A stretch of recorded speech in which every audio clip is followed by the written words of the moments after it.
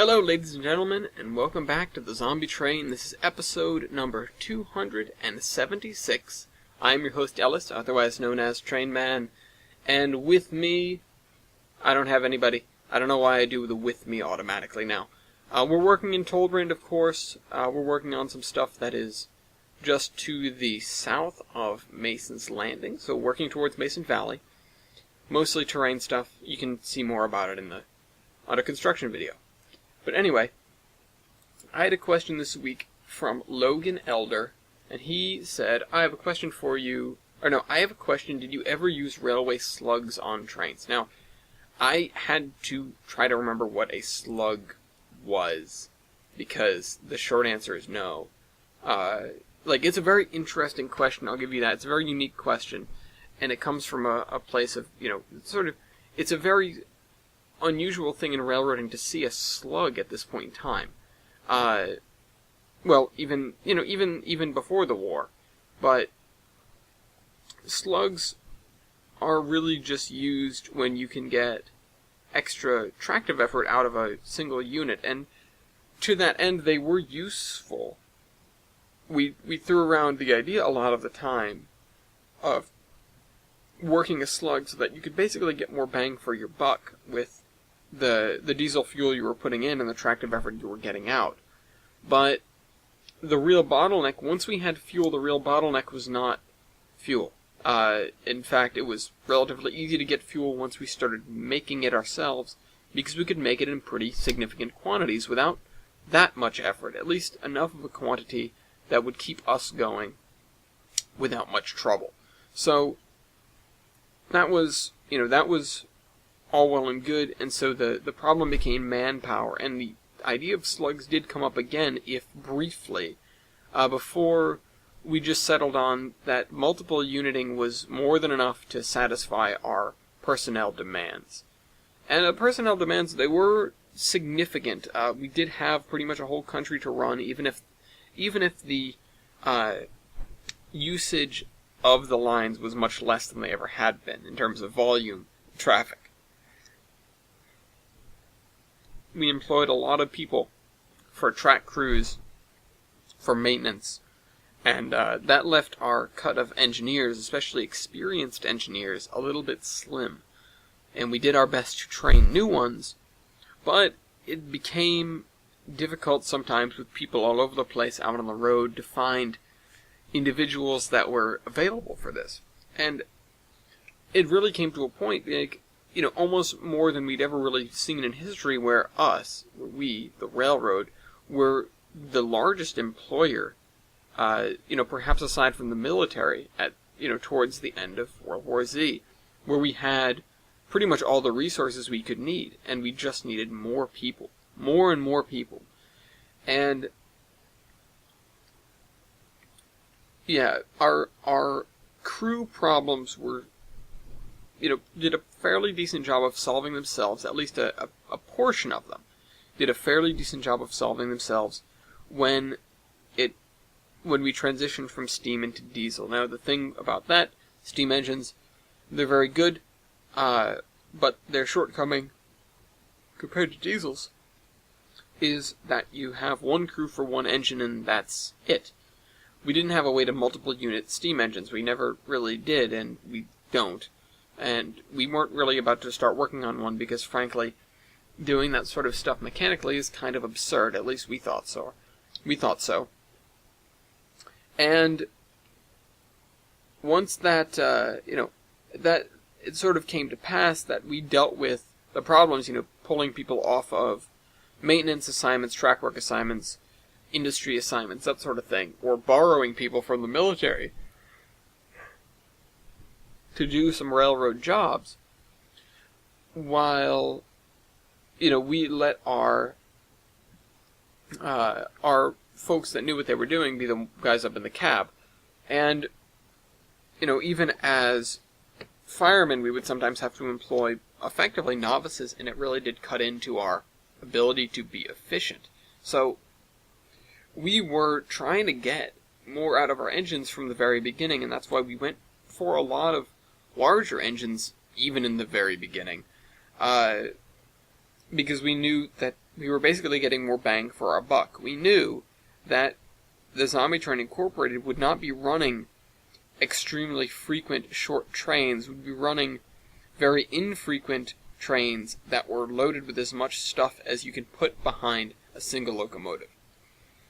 And we knew that not only because of the fact that frequent service is difficult and would be less efficient, really, especially for places that we didn't need to serve. There was no demand for the frequency of service that we could have potentially provided if we really strived for that and that alone. But we knew that, from the very beginning, and from our own experiences, from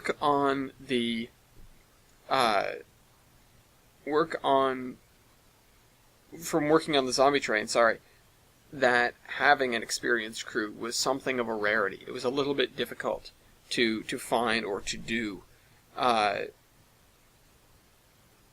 It was difficult to train somebody, and it was difficult to have the time to train somebody, and it was difficult to get somebody who was not just dedicated enough to doing that, but was trustworthy enough.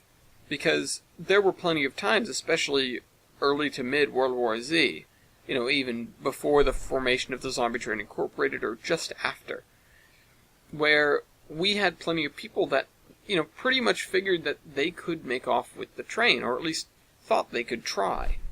Nobody that succeeded, at least not for very long, but definitely people who tried. And other groups that had locomotives had similar issues. See, the thing is, when you have something like that, it's huge, and it's extremely valuable. It's more valuable than I think I can really put into words, or that I can really describe, unless you've really lived through that and you really got to witness what it could do. A mode of transportation, a reliable mode of transportation, was virtually unheard of throughout the entire war. If you had a bicycle, you could get somewhere as far as your legs would take you. But a car would never do it, because you wouldn't be able to get gas. You wouldn't be able to get fuel. And electric cars were few and far between. They still are, they haven't become really more numerous. But electric cars being so few and far between, and power being such a precious resource as well, people weren't driving anywhere. And the people that had locomotives, especially the people that had steam locomotives, because, as I've mentioned many times, the advantage is that you can burn just about anything you can fit in the firebox to make steam and go. It was an extremely coveted resource. They were expensive, not in the monetary sense, but in that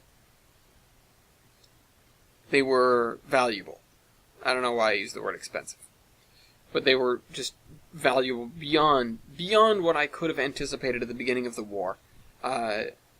They were, having an engine or having multiple engines were just such enormous assets, because with that you can do stuff like what we did in the Zombie Train, and then in the Zombie Train Incorporated, where it was all about moving people, moving things. We were all about commerce. We were all about travel and transit and and supplies, stuff like that. The things that you can't do when you can't move.